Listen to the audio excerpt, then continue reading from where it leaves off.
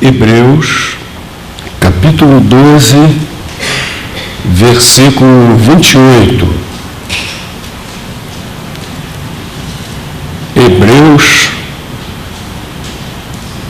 capítulo 12, versículo 28.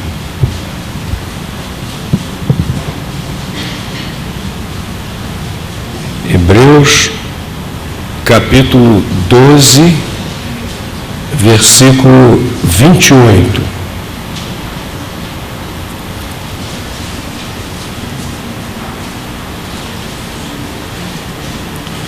Pelo que, tendo recebido um reino que não pode ser abalado,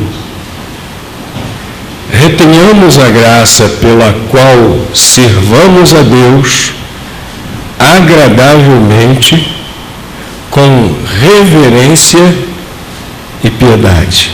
Podem sentar, irmãos. O livro de Hebreus, e também esse versículo, trata de perseverança. E eu creio que esse versículo é uma espécie de resumo dos ensinamentos do livro de Hebreus. Eu creio que esse versículo condensa, sintetiza os ensinamentos do livro de Hebreus. O livro de Hebreus foi escrito para cristãos, a maioria de origem judaica, que estavam sendo tentados a deixarem a fé cristã e voltarem àquele antigo sistema da religião judaica, da lei do culto sacrificial. Por quê? Porque estava acontecendo perseguição aos cristãos. E o autor dessa epístola, ele desenvolve toda uma argumentação mostrando que isso não é possível. Não é possível abandonar a fé cristã. Aquele que realmente experimentou a graça de Cristo, aquele que realmente coloca a sua fé em Jesus Cristo, impossível voltar atrás, não há como. E o autor vai usando todas aquelas imagens, todas aquelas figuras do culto do Antigo Testamento para provar isso. Mostra que Jesus é o perfeito sacerdote, mostra que Jesus é o perfeito sacrifício, e não há como voltar para aquela religião judaica, que eram figuras de coisas que estavam por vir e, portanto, era transitória. Aquele que recebeu a graça de Cristo não volta atrás, persevera. Então, se nós pudéssemos resumir o livro de Hebreus numa frase só, eu resumiria na seguinte frase: perseverança na graça e pela graça. Perseverança na graça e pela graça. E esse versículo é uma espécie de resumo de toda essa mensagem do livro de Hebreus. O autor, ele começa dizendo: pelo que, tendo recebido um reino que não pode ser abalado, um reino inabalável. Que reino inabalável é esse? O reino de Deus. E mais ainda, pelo que vem sendo colocado neste capítulo, no capítulo 12, é o reino de Deus visível. Quando Jesus voltar. Jesus, lá no Evangelho de João, também no Evangelho de Lucas, ele falou a respeito do reino de Deus e disse que o reino de Deus é um reino espiritual e mais, ele disse: o meu reino, o reino de Deus, já está em vós. Nesse momento, por enquanto, o reino de Deus é o domínio de Deus em nossas vidas. É o domínio de Deus na história. Mas Jesus voltará e esse reino será visível, novos céus, nova terra, que a Bíblia diz que Ele está preparando para nós. O seu reino será visível na Jerusalém celestial. É desse reino inabalável que o autor está falando. É algo que nenhuma contingência humana poderá impedir. A realização plena do reino de Deus, e visível também, é inevitável. E esse reino permanecerá eternamente. Daí porque um reino inabalável. E diz que nós já recebemos esse reino. Olha que interessante. A Bíblia não diz que nós conquistamos esse reino. Ninguém pode conquistar o céu. Ninguém pode merecer o céu. Ninguém pode merecer a salvação. A palavra de Deus diz que nós recebemos, tendo recebido um reino que não pode ser abalado. Pela graça de Cristo, pelo sacrifício de Cristo na cruz, é que nós recebemos a certeza da salvação, recebemos a vida eterna no céu, temos esse reino inabalável. E aí, o autor relembra, mais uma vez, que tendo recebido a salvação pela graça de Cristo, nós precisamos perseverar. Pelo que, tendo recebido um reino que não pode ser abalado, esse nicho aí, pelo que vai introduzir consequência desse fato. Qual é a consequência? Retenhamos a graça. E aí, para essa expressão retenhamos a graça, tem duas interpretações, todas duas cabem, todas duas são corretas, todas duas se complementam, e eu creio que é obra do Espírito Santo de Deus que inspirou a sua palavra. A primeira interpretação de reter a graça é perseverar na fé. E está bem de acordo com o contexto do livro de Hebreus, que vem todo ele falando a respeito disso. E eu creio que por isso que os tradutores optaram por traduzir aqui, retenhamos a graça. Porque o livro de Hebreus fala disso. Olha, quem já recebeu a graça de Cristo, não volta atrás, é impossível voltar atrás. Quem aceitou a salvação que Jesus Cristo oferece, não volta atrás, pelo contrário, vai até o fim. Retém essa graça que recebeu do Senhor Jesus Cristo. E está bem de acordo, como eu falei, com todo o conteúdo dessa epístola. Abram nesse mesmo capítulo, versículos 1 a 4.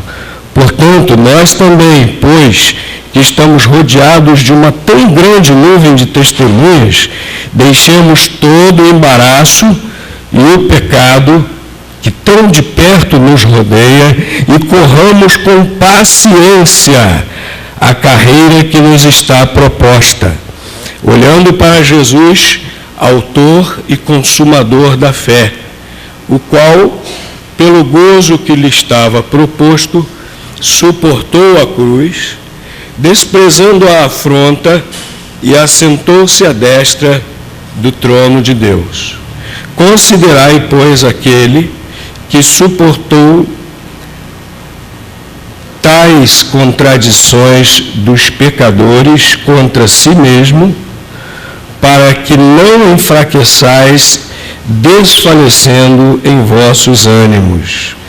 Ainda não resististes até ao sangue, combatendo contra o pecado. Olha só, o autor compara a nossa vida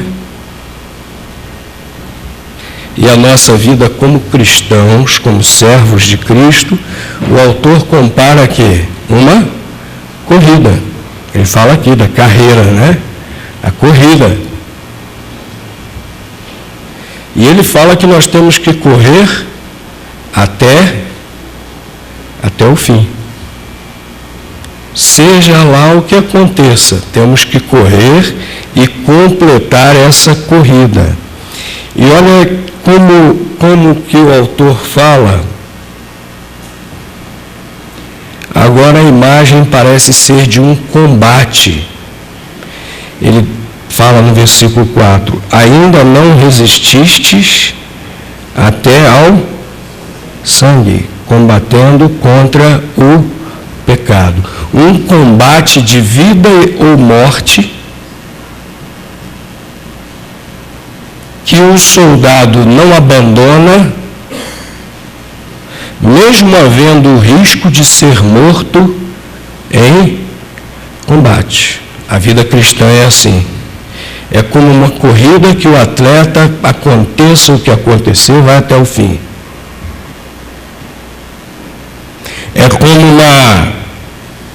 É como um combate que, seja lá quão duro, quão perigoso seja, o soldado não abandona mesmo com o risco da sua própria vida.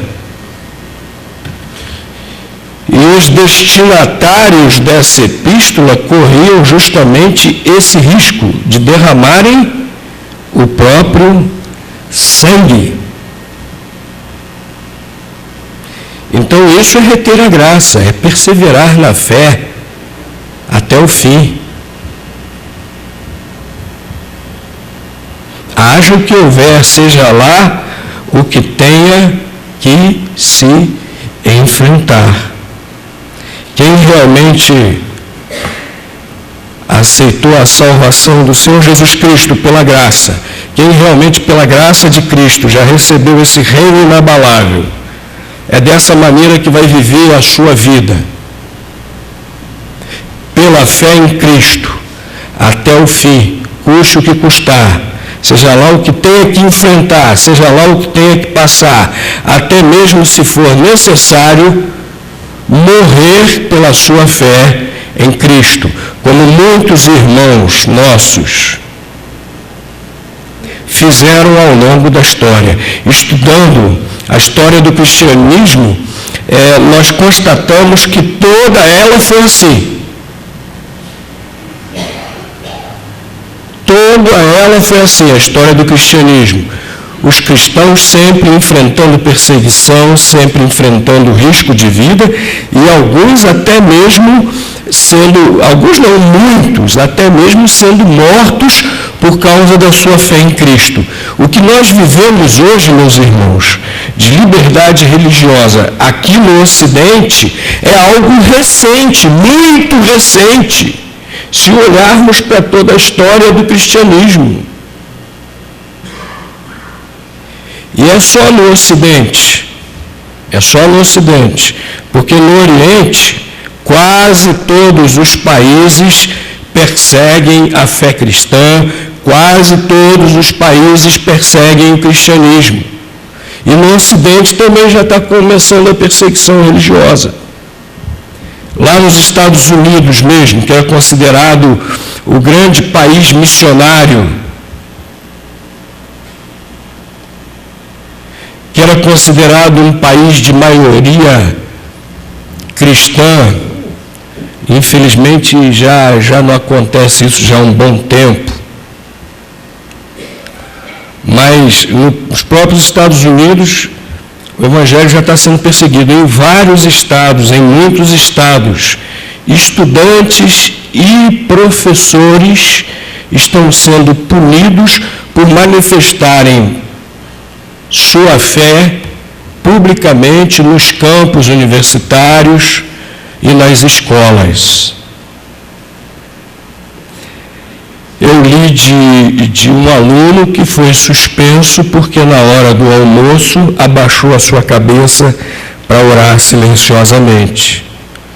Li de um outro professor que foi demitido porque levou sua Bíblia para a sala de aula. Foi visto com a sua Bíblia na sala de aula, então foi demitido. Há um filme muito bom, eu estou procurando para comprar o DVD, ainda não achei. Quando eu achar, vou avisar para os irmãos onde podem comprar. Chamado Deus Não Está Morto. Quem tem a locadora virtual Netflix, já tem lá disponível para assistir. Deus Não Está Morto. É inspirado em fatos reais. E no final, o que me chamou muito a atenção, quase tanto quanto a história do filme, mas o que me chamou muito a atenção é que quando o filme termina, antes dos créditos do filme, vai passando uma lista enorme de estudantes, de professores, de instituições que estão sendo processadas lá nos Estados Unidos por terem professado a sua fé publicamente, uma lista enorme. Que coisa terrível. Aqui mesmo, há pouco tempo, a primeira igreja batista de Niterói foi autuada pela prefeitura, porque haviam colocado uma faixa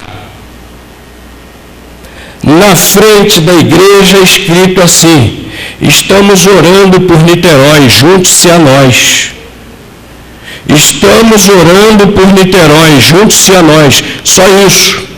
Foram lá e autuaram, dando um prazo para retirar a faixa de lá.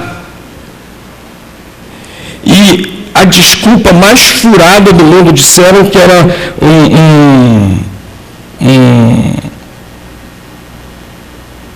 um banner, era um banner não, um outdoor publicitário sem a devida autorização da prefeitura. Ora, outdoor publicitário que precisa de autorização da prefeitura é outdoor comercial, fazendo propaganda de algum comércio. Se eu tenho uma instituição e dentro da minha própria instituição, no recinto da minha instituição, estou divulgando atividades não comerciais da minha própria instituição, eu posso fazer isso à vontade. Se doeram, é uma prefeitura do PT, partido marxista. Se doeram, foram lá, mandaram tirar. Isso não atinge só a primeira igreja batista de Niterói, não, meus irmãos. Atinge a todos nós evangélicos. É a nossa liberdade religiosa, é a nossa liberdade de expressarmos a nossa fé.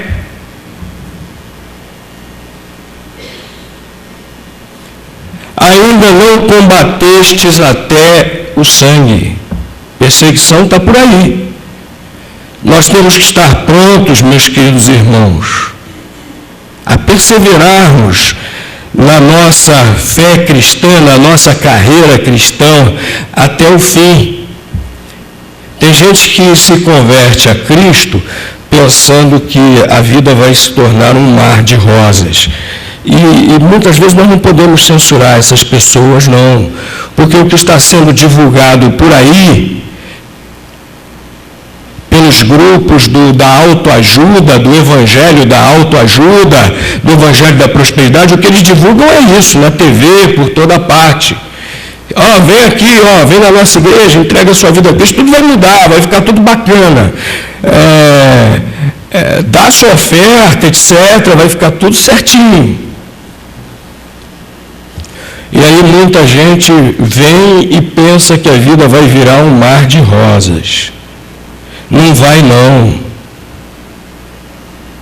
Jesus deu a certeza: eis que estou convosco todos os dias, até a consumação do século. Jesus está conosco, sim, para nos ajudar a suportarmos tudo que tivermos que suportar. Inclusive se precisarmos dar a vida por Cristo. Eu fico impressionado pensando como é que aqueles cristãos enfrentavam a morte com tanta coragem, com tanta tranquilidade. E eu li alguns relatos escritos por pagãos. Alguns relatos escritos por pagãos que presenciaram execuções de cristãos. E esses pagãos impressionados como é que aqueles cristãos iam para a morte cantando hinos de louvor a Deus com toda a tranquilidade. Era pela graça de Deus que eles retinham a graça.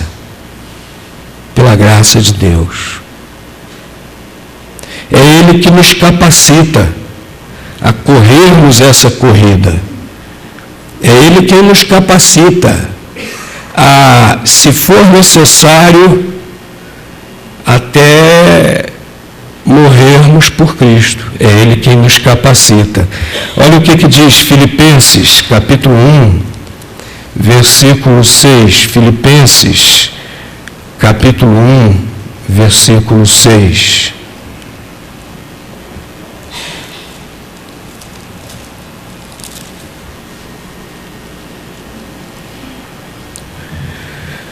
Tendo por certo isto mesmo, que aquele que em vós começou a boa obra, a aperfeiçoará até ao dia de Jesus Cristo.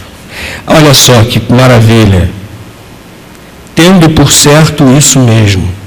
É uma coisa que é certeza, não é duvidosa, é certeza mesmo. Que quem começou em nós a boa obra vai aperfeiçoá-la, e aqui aperfeiçoá-la no sentido de completar, né? Vai completar essa obra que começou em nós até o dia de Jesus Cristo. Quem nos salvou é quem vai nos aperfeiçoar, é quem vai completar a sua obra em nós até o dia em que estaremos com Cristo. Então, o reter a graça também é obra da graça de Deus, também é favor de Cristo. Nós não esmorecemos por favor de Cristo, que está conosco todos os dias. Me mandaram um vídeo muito interessante, um fato verídico, um fato real, está lá registrado em vídeo. Está lá, soube que esse vídeo foi retirado do YouTube, quem quiser depois procure ver. 1992, Olimpíadas em Barcelona, uma das provas de corrida, um atleta que estava na frente com possibilidade de vencer a prova, correndo bem, de repente faz uma cara de dor, tinha sofrido um estiramento bem sério na coxa, e estava doendo muito, ele com aquela cara de dor, chorando, e parado assim, decidiu continuar e completar a corrida. E ele ia mancando, pulando num pé só, parava e mancava de novo e pulava num pé só, determinado a terminar a corrida. Chega um homem junto dele, conversa com ele, e aí se abraça com ele, vai ajudando-o a terminar a corrida. E ele foi mais aplaudido do que o atleta que tirou o primeiro lugar na corrida. Completou a corrida, apesar daquela dor terrível e de uma perna inutilizada. E as pessoas podem ter ficado pensando que aquele homem que ajudou seria o técnico dele, Mas aquele homem que conseguiu furar toda aquela multidão, a segurança conseguiu furar todo mundo e chegar perto e ajudar o corredor, era o próprio pai que estava assistindo a corrida. E falou com o filho: filho, você não precisa fazer isso, mas se você quer fazer isso, se você quer terminar a corrida, eu te ajudo. E aí o pai abraçou o filho, né? Suportou o filho e lá foram os dois até o fim. É assim que Deus faz com a gente. Nós retemos a graça, nós perseveramos até o fim pela graça também. É tudo obra da graça de Deus. Mas essa expressão, a gente vai olhar lá no grego, e para isso tive a ajuda da minha personal consultora de grego, a Delcinalva. Quando tem alguma coisa assim, eu corro para ela, ligo para ela, pergunto para ela e tal. Essa expressão aqui, que está traduzida para o português como reter a graça, para encurtar a história, lá no original grego, significa também gratidão, reter a gratidão. Naquela época em que o Novo Testamento foi escrito, o que está lá no grego também pode significar gratidão, reter a gratidão. O que significa reter a gratidão? Tem gente que não retém a gratidão, né? Tem gente que recebe algum favor, tem gente que recebe algo que não merece e esquece. Não procura retribuir, né? Mas reter a gratidão, perseverar na gratidão, é justamente você lembrar do que você recebeu sem merecer. E além de ter o sentimento no coração de gratidão, expressar essa gratidão. Então a palavra de Deus também diz aqui que nós devemos perseverar na gratidão. Nós somos continuamente agradecidos a Jesus pelo que Ele fez por nós. Nós somos permanentemente conscientes de que nós não merecemos o amor de Deus, mas mesmo assim Ele nos amou. Nós somos permanentemente agradecidos, porque nós somos pecadores, e mesmo assim Jesus Cristo morreu na cruz por nós, sofreu o castigo de nossos pecados. Nós estamos sempre lembrados disso. Será que todos os dias oramos agradecendo a Deus? Será que nós estamos sempre procurando alguma maneira de expressar essa nossa gratidão a Deus? Sempre procurando alguma forma de expressarmos essa gratidão a Deus? A salvação é pela graça. Nós não temos de forma alguma como pagar a salvação. Mas no nosso coração, será que há o desejo de estarmos sempre procurando maneiras, formas de retribuirmos a Deus o que Ele fez por nós? Aí o autor da epístola também mostra como é que nós manifestamos essa gratidão a Deus, na qual nós devemos perseverar. É perseverando também no serviço a Deus. O versículo continua e diz assim, voltando aqui a Hebreus, capítulo 12, versículo 28, aí o versículo continua e diz assim: e tenhamos a graça pela qual, ou seja, novamente uma expressão dando ideia de consequência, né? Por causa dessa gratidão, como consequência dessa gratidão pela nossa salvação, servamos a Deus agradavelmente, com reverência e piedade. Servamos a Deus agradavelmente. Olha, meus queridos, perseverar na fé, perseverar na gratidão, já vimos que é consequência da graça de Deus. E agora, como consequência de perseverar na gratidão, nós vamos também perseverar no serviço a Deus. Eu não acredito em crentes que dizem assim, eu sou muito agradecido a Jesus. Mas não se preocupe em servi-lo. Como eu sou agradecido, que favor realmente imerecido. Eu sou um grande pecador e Jesus pagou o preço e me perdoou. Eu sou nova criatura, eu tenho esse reino inabalável. Como eu sou agradecido. Mas fica só na palavra. Só expressa por palavras, quando a Bíblia está muito claro aqui, dizendo que a gente tem que expressar por meio de serviço a Deus, serviço contínuo a Deus, serviço perseverante.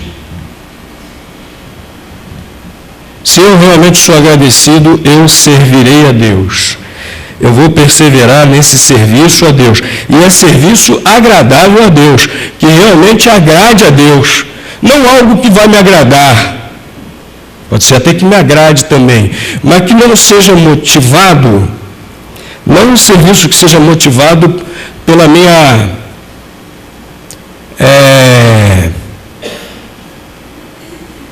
me fugiu a palavra, que me cause um sentimento assim de bem-estar, autocompensação, não esqueci agora qual é o termo, né?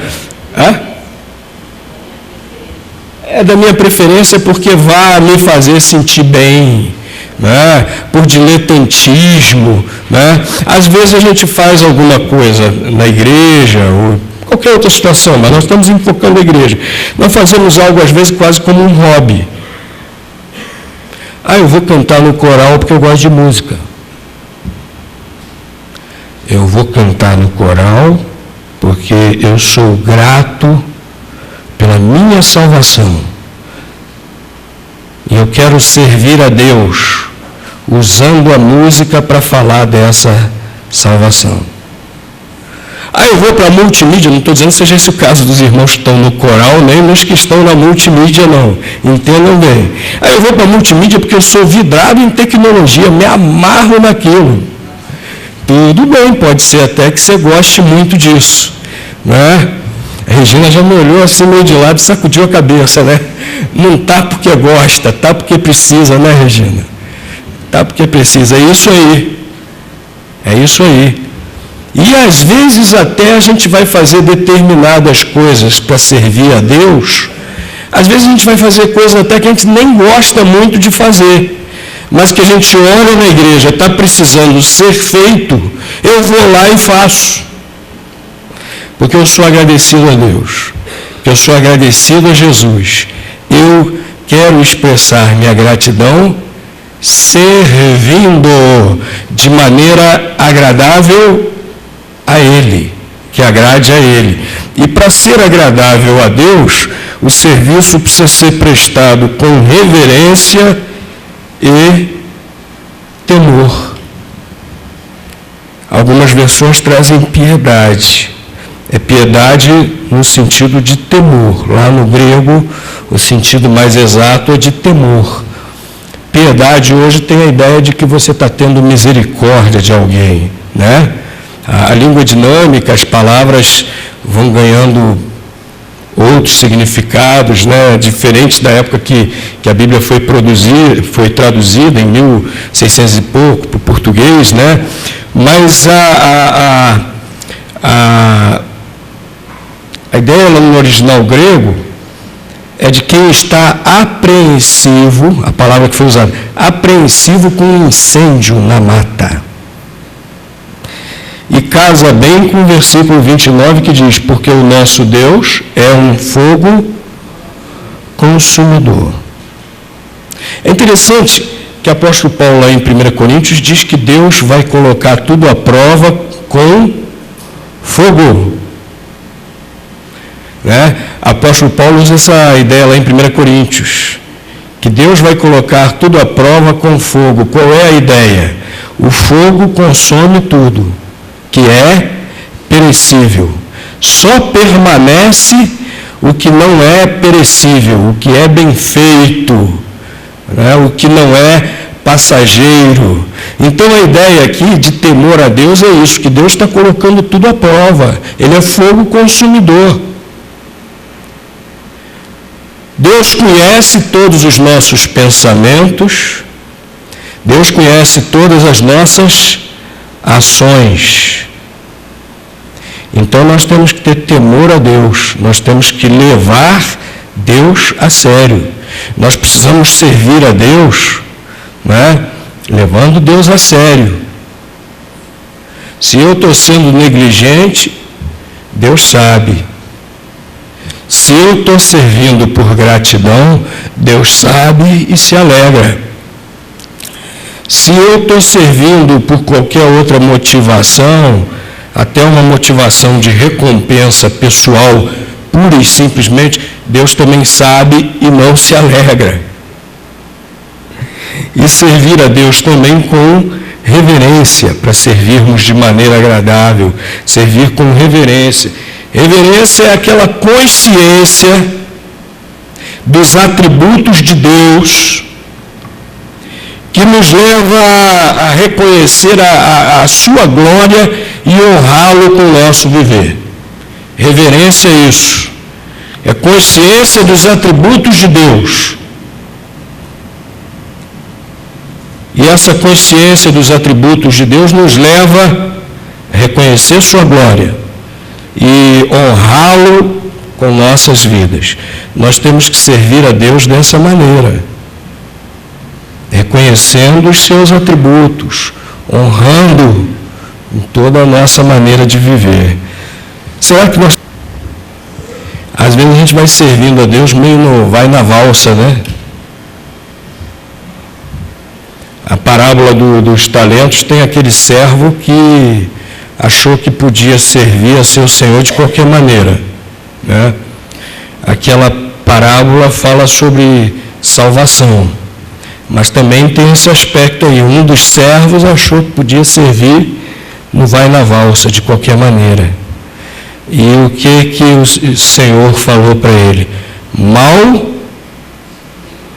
e negligente servo. Quem está perseverando na gratidão serve a Deus de maneira agradável, com reverência, com temor. Quem serve a Deus dessa maneira, com gratidão em seu coração, nunca vai servir assim fazendo o mínimo possível. Nós vamos sempre expressar a nossa gratidão a Deus, fazendo o melhor, porque somos movidos não por constrangimento, mas pela nossa gratidão. Meus irmãos, vamos perseverar, salvos pela graça de Cristo. Precisamos perseverar. Perseverar até o fim. Perseverar na fé, perseverar na gratidão e, portanto, também perseverarmos no serviço a Deus.